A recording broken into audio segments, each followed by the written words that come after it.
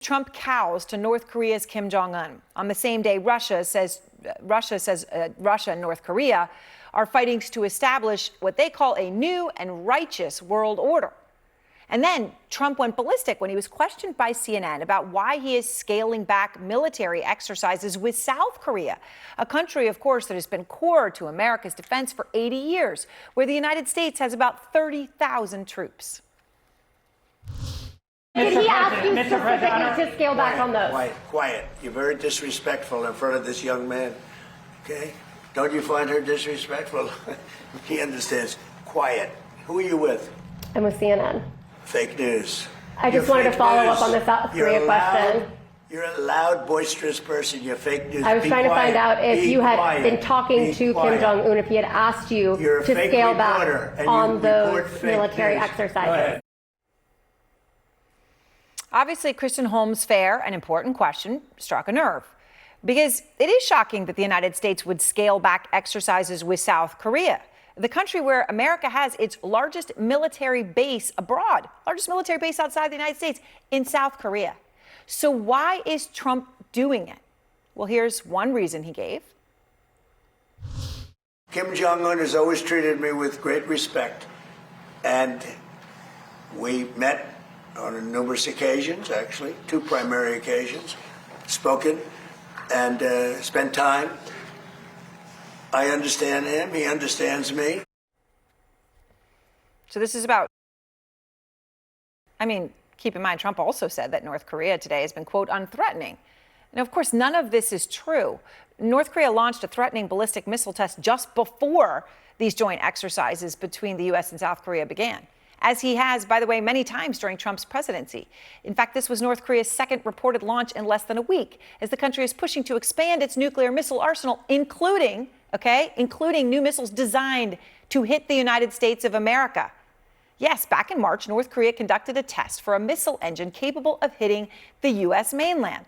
And that's just a few of the weapons tests that Kim Jong-un has conducted while President Trump has been in office, these people who understand each other and have such a great relationship.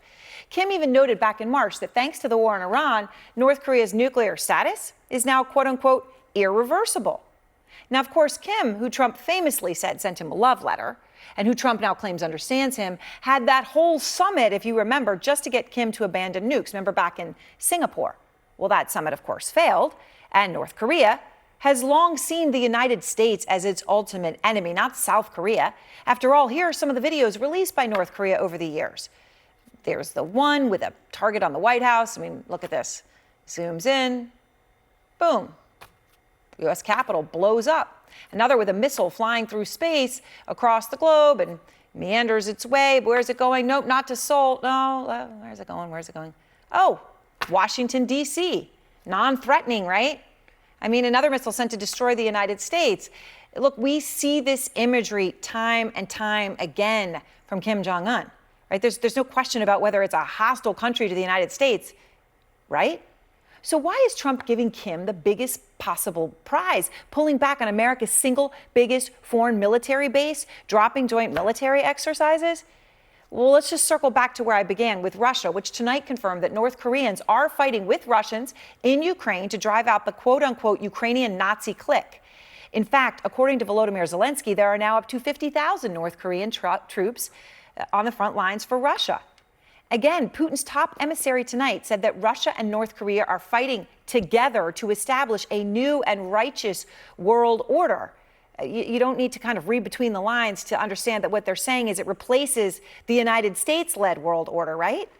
And Trump's actions now support the new and righteous world order of Putin and Kim Jong-un. So again, we have to ask, why is Trump doing this? And why is he so angry at a reporter, at our Kristen Holmes, for asking questions about it? Why is he aiding and abetting Putin and Kim Jong-un? Is it about something bigger?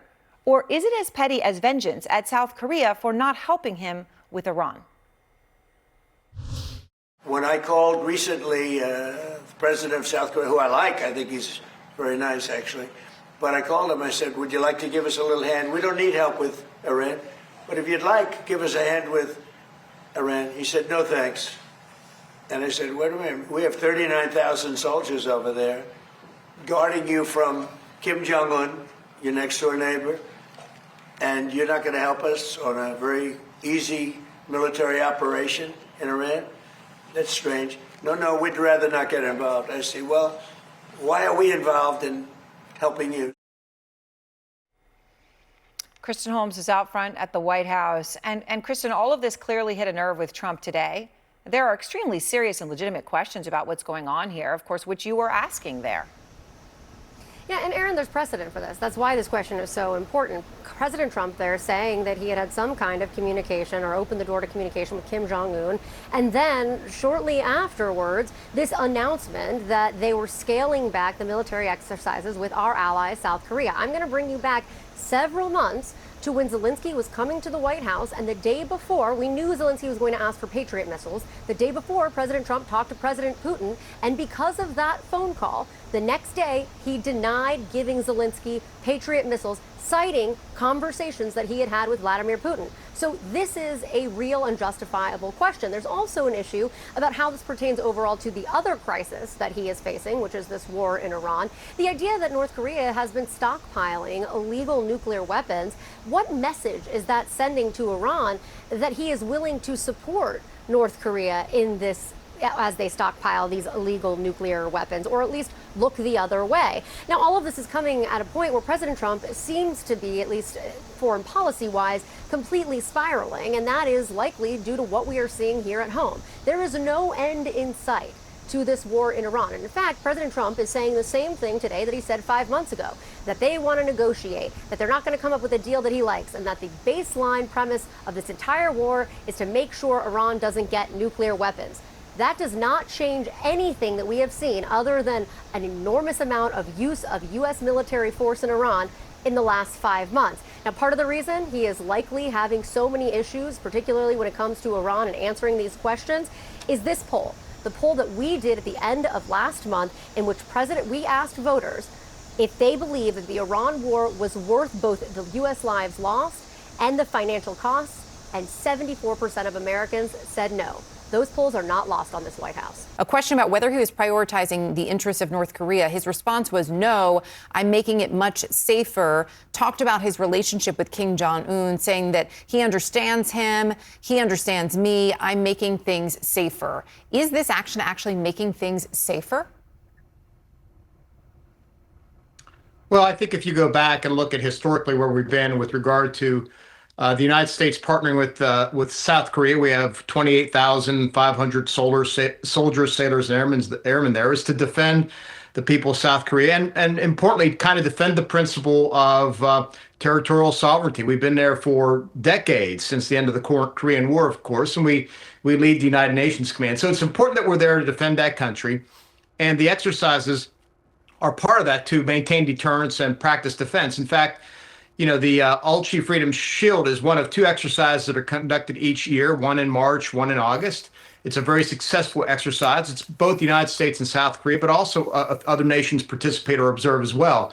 And they are about defense, and by extension about deterrence of North Korea. Now, that said, look, I think it's a good idea that we increase our outreach to North Korea. They're a country now that possesses, as estimated by outside experts, 60 nuclear weapons, which is far more than the 20 or so that they had when President Trump left office in 2021. So the nuclear tensions are there on the peninsula, that capability. North Korea, of course, has gained experience from fighting in Ukraine, of all places, on the side of Russia. And so they present a greater threat in many ways. So I like the fact that the administration, the White House, wants to reach out, but I don't think the way to start is necessarily to begin by decreasing our deterrence by weakening these annual exercises. I think we should maintain those, and then eventually, if it becomes part of something else, then that's the case.